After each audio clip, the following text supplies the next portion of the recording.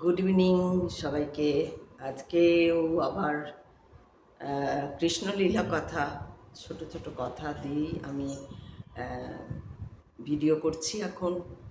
যতদিন তিনি করাবেন ততদিনই এই ছোট ছোট ভিডিও নিয়ে করব। আবার যদি কোনো দিন মনে হয় অন্য কোনো কিছু টপিক আনবো।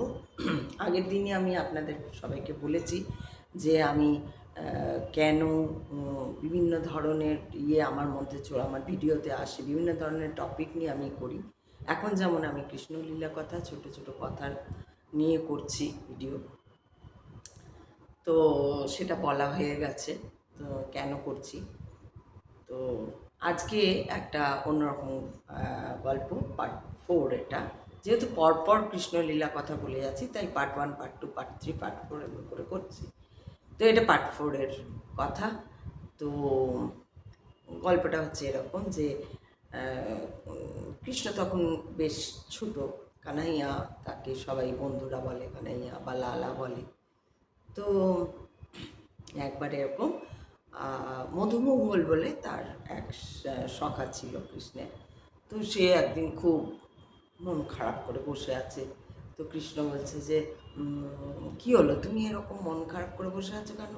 তখন বলছে কৃষ্ণ, লালা, তোমার কত গোপীরা কত তোমাকে ভালোবাসে, সবাই তোমার সঙ্গে মানে নৃত্য করতে চায়, কথা বলতে চায়, কিন্তু আমাদের কেউ পাত্তাই দেয় না, তাই মনটা খারাপ।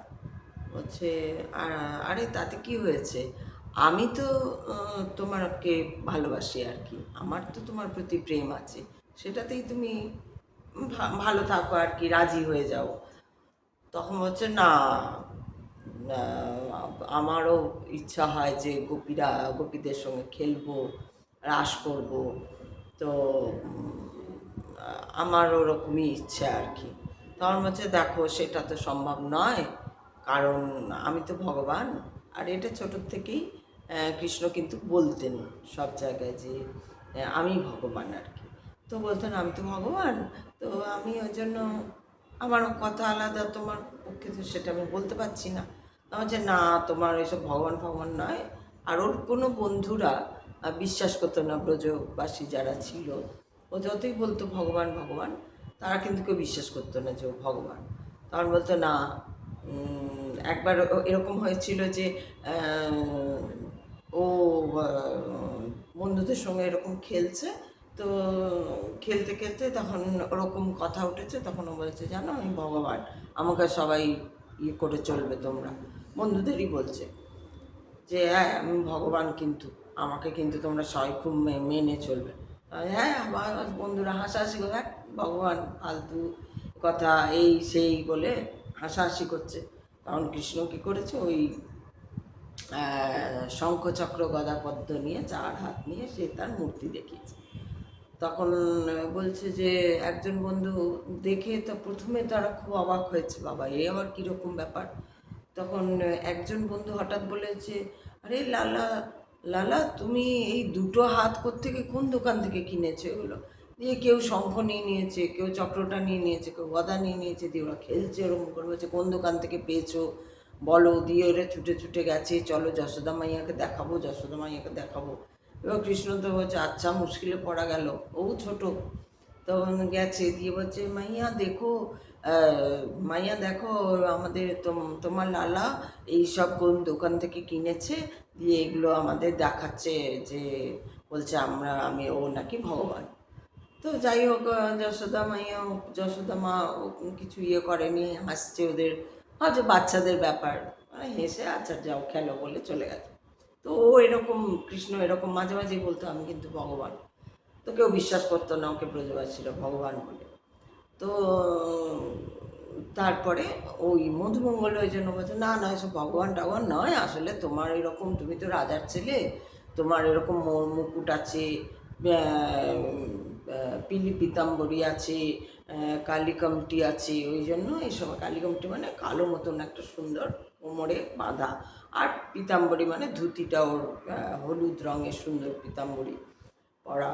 তারপরে মালা ঝুলতো একদম প্রায় পায়ের কাছ পর্যন্ত মালা ঝুলতো। তো বলছে এই জন্যই, এইগুলোই হচ্ছে, তো এইগুলোর জন্যই ওরা তোমার সঙ্গে খেলতে চায় বা করতে চায়। গোপীরা তোমাকে এত ভালোবাসে, তোমাকে ধরে রাখতে চায়, এরকম আর কি। তখন বলছে ঠিক আছে, তুমি একদিন এগুলো আমাকে পড়তে দাও, তাহলেই হবে। তা বলছে আরে না, এগুলো পড়লে হবে না। আর সেই শুনবে না মধুমঙ্গল। সে বলছে ঠিক আছে, একদিন দেখবে আমি ঠিক তোমার এই ড্রেসগুলো নিয়ে পরবো, পরে আমি গোপীদের সঙ্গে খেলবো, গোপীরা তখন আমাকে দেখবে কত ভালোবাসে সেই। তখন বলছে না রে বাবা, এরকম নয়, সেই বলে বলছে দিয়ে যাই হোক, সেদিন হয়ে গেছে। একদিন এরকম কি হয়েছে, মধুমঙ্গল আর কৃষ্ণ কানাইয়া গেছে যমুনায় চান করতে। তো কানাইয়া তার সমস্ত ওই পাগ মুকুট সব নামিয়ে রেখেছে, পিলি পিতাম্বরী, কালিকামটি সব নামিয়ে রেখেছে। আর মধুমঙ্গলকে বলছে যে ঠিক আছে, তুমি পাহারা দাও, আমি চান করে আসি, তারপরে তুমি যাবে। বলছে ঠিক আছে।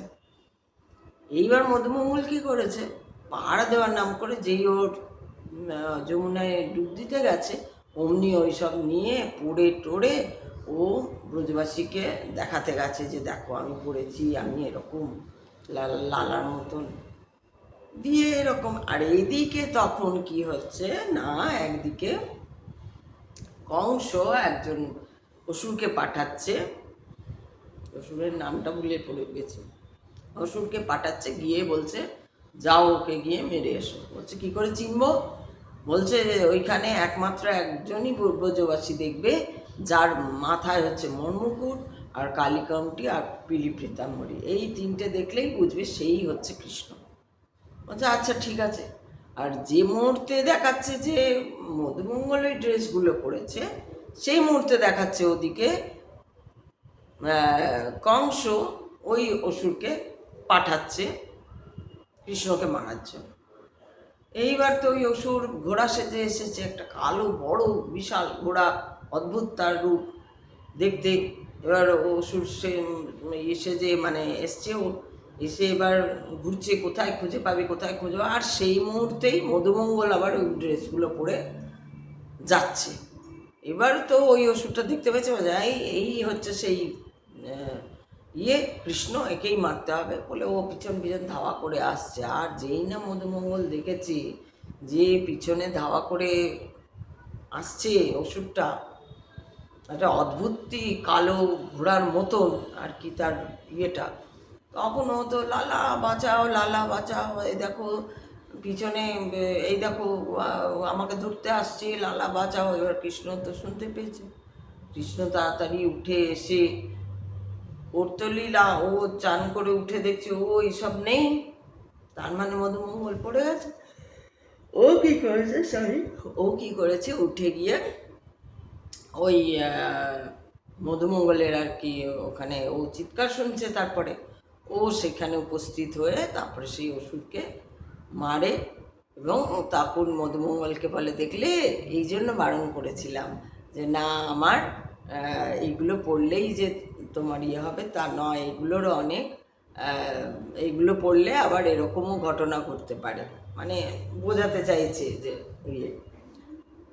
তো তখন আর ও কী করবে, ও তো জানে বেঁচেছে, ওকে তো মারতে যাচ্ছিল অসুরটা, ও জানে বেঁচেছে, ও বিশ্বাস করুক না করুক তখনকার জন্য।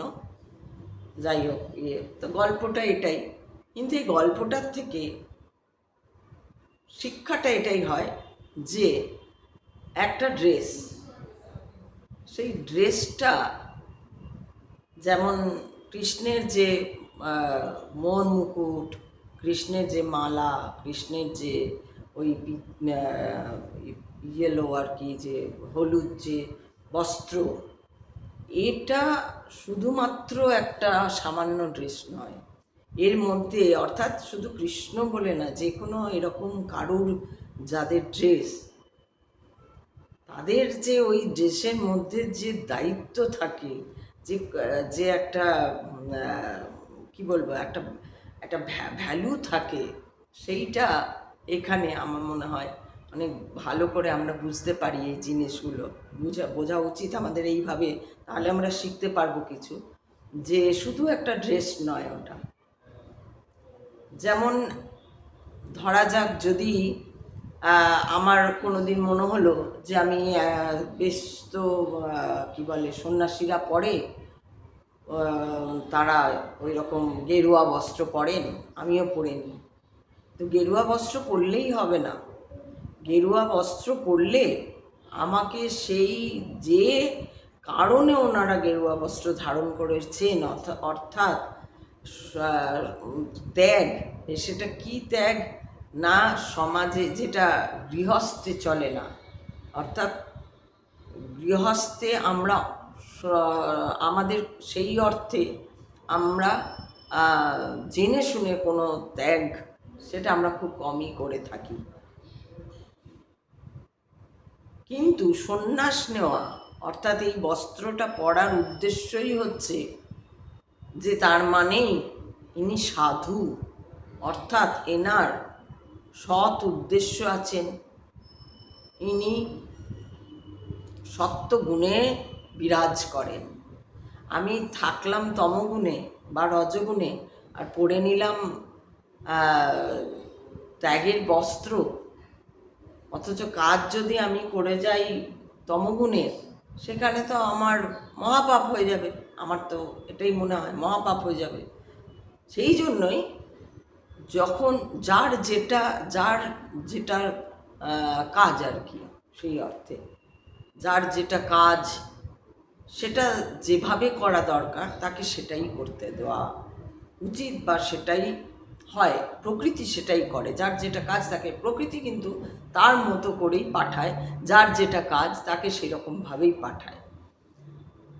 সেই জন্য দেখবেন অসুরেরই কাজ করবে। অসুর কখনো ভাববে না যে আমি কেন ওকে মারতে যাব, ওকে মারতে গেলে আমার কি হবে, আমার কর্মটা কি বা কিছু। অসুরও তার মহাসুরের আদেশ পালন করছে, ওকে মারো। এবার কংস কেন ওকে মারতে চাইছে না, কংস মারতে চাইছে এই জন্যই যে ওর নিজের মৃত্যু ভয় থেকে বাঁচতে ওকে মারতে চাইছে। কারণ ওকে বলা হয়েছে দেবকীর অষ্টম পুত্র যে আসবে সেই হবে তোমার মৃত্যুর কারণ। অর্থাৎ এই যে একটা রাজ করার ব্যাপার, যে আমার যে দখল করে রেখেছি, আমি যে সবাইকে ভয় পাইয়ে রেখেছি, আমি সবাইকে দখল করে রেখেছি, আমি সব কিছু চাই, আমার এই জায়গাটায় রয়েছি, এখন হঠাৎ করে এসে যদি আমাকে কেউ মেরে দেয়, মৃত্যু তো মানতে পারা যায় না। মৃত্যুকে অত সহজ নয় মেনে নেওয়া যে ঠিক আছে মরবো তো কী হবে। এটা মুখে বলা যত সোজা, কাজে মেনে নেওয়া মৃত্যুকে খুবই কঠিন, অত সোজা না। এই জন্যই এগুলো এক একটা পদ্ধতির মধ্যে দিয়ে যেতে হয়। সেই জায়গাটায় পৌঁছানো যায় অবশ্যই। সেই জায়গাটা পৌঁছলে তখন ভাবা সোজা, হ্যাঁ মৃত্যু হলে হবে, কিছু করার নেই। কিন্তু আমরা যারা খুবই সাধারণ, আমরা যারা কিছু জানি না, কিছু বুঝি না, আমাদের সেরকম কোনো জ্ঞান নেই, আমরা মুখে বলে দিই হ্যাঁ মৃত্যু তো হবেই, ও তো আর রক্ষা যাবে না, মৃত্যু তো মানুষ জন্মেছে মানে মরে, এইসব বড় বড় ডায়লগ আমরা বলি। কিন্তু সেটাকে মেনে নেওয়া, সেটা যদি আমরা একদম মেনে নিই যে হ্যাঁ সত্যি এটা, তাহলে কেউ মারা গেলে আমরা কাঁদবো কেন? কেউ মারা গেলে আমরা হাহুতাশ কেন করব? বা সে যেভাবেই মারা যাক, সে তার বয়স যাই হোক, বা যে যে যে কোনো রোগেই মারা যাক, অ্যাক্সিডেন্টে মারা যাক, অমুকে মারা যাক, কেউ চলে গেল, মৃত্যু কখনো কাঁদাবে না।